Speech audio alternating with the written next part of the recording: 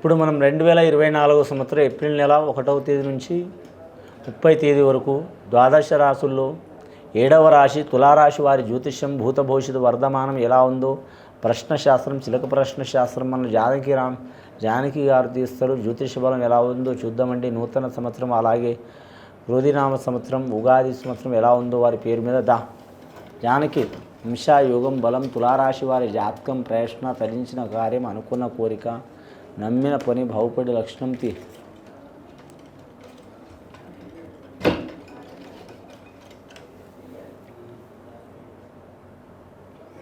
వారి జాతకంలో చెప్పాలంటే కనకదుర్గమ్మ వచ్చిందండి వారి పేరు మీద.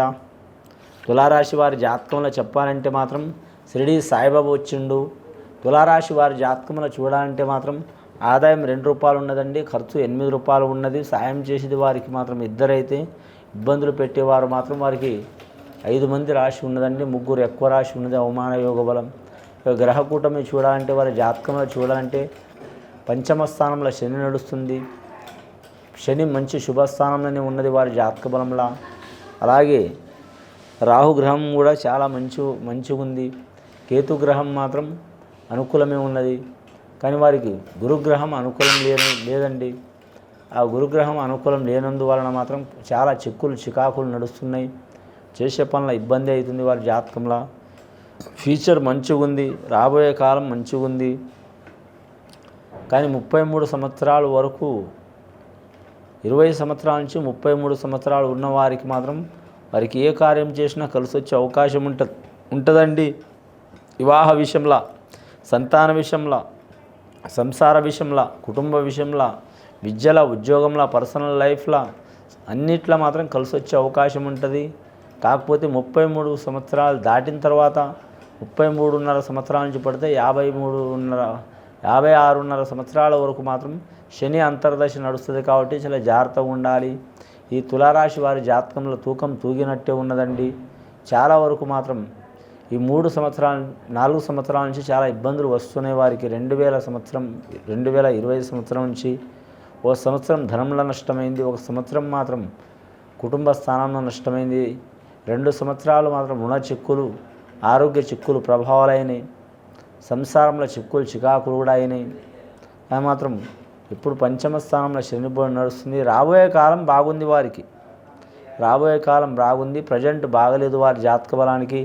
అలాగే మాత్రం వారి జ్యోతిష్యంలో విదేశం వెళ్ళాలనుకున్నా, కానీ వివాహం ఇష్ట ప్రకారం చేసుకోవాలనుకున్నా, అలాగే మాత్రం స్త్రీ విషయంలో ప్రేమ పొందాలనుకున్నా, అలాగే స్త్రీలు పురుషుల ప్రేమ పొందాలనుకున్న భర్త కావచ్చు, ప్రేమికులు కావచ్చు, గెలవాలన్నా టైం పడుతుందండి. చాలా ఆటంకాలు ఉన్నాయి. వారి పేరు మీద నరఘోష చాలా ఉందండి. నరఘోషకు చాలా వరకు చెప్పాలంటే చింత నింపు లాంటి కళ్ళు ఉన్నాయి వారి మీద. చింత నింపు కళ్ళు అంటే చాలా వరకు ఆ దృష్టి దోషానికే మనిషి చాలా ఇబ్బంది పడతాడండి. తినే అన్నం కూడా ఒంటికి పట్టదు, ఇబ్బందులు చాలా ఉంటాయి, చికాకులు చాలా ఉంటాయి. ఇది కలియుగం అండి. ఏమైనా చేస్తే మాత్రం లేటుగా అవుతుంది, కానీ ఏం చేయకపోయినా కూడా మంచి వారికి ఇబ్బందులు చాలా వస్తాయి. కానీ మాత్రం చాలా వరకు మాత్రం ఎవరి శ్రద్ధ వాళ్ళు తీసుకోవాలి.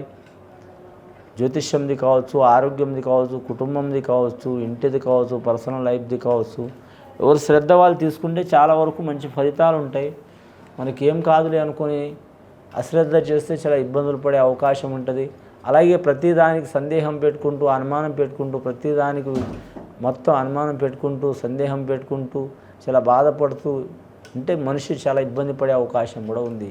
ఈ జ్యోతిష్ శాస్త్రాన్ని అయినా సరే, అది ఏ శాస్త్రమైనా సరే, అది ఏ పనైనా సరే, ఎంతవరకు నమ్మాలో అంతవరకే నమ్మాలి, ప్రయత్నం చేయాలండి.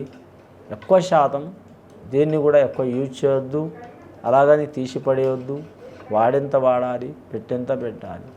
ముఖ్యంగా వీరి జాతకంలో చూడాలంటే మాత్రం వీరి జీవితంలో స్త్రీల నుంచే బాగుపడే యోగం ఉంది, అలాగే స్త్రీల నుంచే నష్టం వచ్చే యోగం ఉంది. గండాల నష్టాలు చాలా పోయినాయి వారి పేరు మీద ప్రజెంట్ ఈ సంవత్సరం. కానీ మాత్రం ఒక్కాడ ఉండే యోగం లేదండి. ఎందుకంటే కేతుగ్రహం మోక్షకారకుడు ఉన్నాడు, అలాగే రాహుగ్రహం మోక్షకారకుడు ఉండు. కాబట్టి దైవ సందర్శనలు ఎక్కువ చేసే అవకాశం ఉంది, నమ్ముకొని దేవునికి దరిచేరే అవకాశం ఉంది. అలాగే అన్నదమ్ముల విషయంలో చూడాలంటే వీరికి చాలా వరకు మనసు చింతలు చాలా పెడతారండి. మంచిగా ఉన్నట్టే ఉంటారు కానీ ఎప్పుడు ఎవరు వీరితో గొడవ పెట్టుకుంటారో అర్థం కాని పరిస్థితి ఉంటుంది. ధనం సంపాదన ఉంటుంది కానీ మాత్రం ఎంత చేసినా ఎగిరెగిరి దంచినా ఎగరకుండా దంచినా ఒకటే కూలి అన్నట్టు వీరు కష్టపడి సంపాదించినా సరే, సులువుగా సంపాదించినా సరే, వీరు చాలా ఇబ్బంది పడుతూ సంపాదించినా సరే, వీరు ఇలా కావట్లేదు ఎలా అయినా బతుకుతున్నా సరే, ఇలా అన్నా సరే ఎంత చేసినా అంతకే అవుతుందండి వారి జాతకంలో. ఇలాంటి ఇబ్బందులు, చిక్కులు, చికాకులు తొలగాలంటే మాత్రం ఓపిక అవసరం. రాబోయే కాలం మంచిగా ఉంది. 2025వ సంవత్సరం శని 6వ స్థానంలో రాబోతుంది కాబట్టి 2025వ సంవత్సరం శని 6వ స్థానంలో రాబోతుంది కాబట్టి 28 వరకు చాలా వరకు అద్భుతమైన యోగాలు ఉంటాయి. అప్పటిదాకా చాలా చిక్కులు వచ్చే అవకాశాలు ఉన్నాయి. అని కాకపోతే మాత్రం ఇంకా సంవత్సరం ఇబ్బంది పడాలా అన్నట్టు సందేహం పెట్టుకోకండి. సందేహం పెట్టుకుంటే మాత్రం చాలా వరకు ఇబ్బందులు ఉంటాయండి. కానీ మాత్రం శతకోటి దరిద్రానికి అనంతకోటి ఉపాయాలు అన్నట్టు ఆ పరమేశ్వరుడి దయ వలన, షిరిడి సాయిబాబా దయ వలన, బెజవాడ కనకదుర్గమ్మ దయ వలన మంచి జరిగే అవకాశం ఉంటుంది. చిత్తా నక్షత్రం వారు సుబ్రహ్మణ్యేశ్వర స్వామి ఆరాధన చేయటం, స్వాతి నక్షత్రం వారు అమ్మవారిని ఆరాధన చేయటం, విశాఖ నక్షత్రం వారు మాత్రం ఖచ్చితంగా మాత్రం వనదేవతలను కానీ కులదేవతల్ని ఆరాధన చేయటం మంచిది.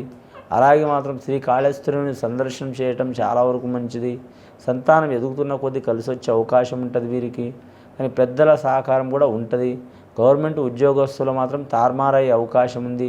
ఉద్యోగం మీద ఎఫెక్ట్ వస్తాయి, లేనిపోని నిందలు వస్తాయి, లేనిపోని చికాకులు వస్తాయి. ఆల్రెడీ కాంట్రాక్ట్ రంగంలో ఉన్నవారికి మాత్రం చాలా ఇబ్బందికరమైన పరిస్థితి ఉంటుంది. నిరుద్యోగులు నిరాశజనకంగా ఉంటుంది. ఎటు పోయినా ఎక్కడ చూసినా మాత్రం వారి మీద దరిద్రం కాదండి, వారి చుట్టూ ఉన్న 4 సైడు కూడా దరిద్రవంతులే ఉంటారు.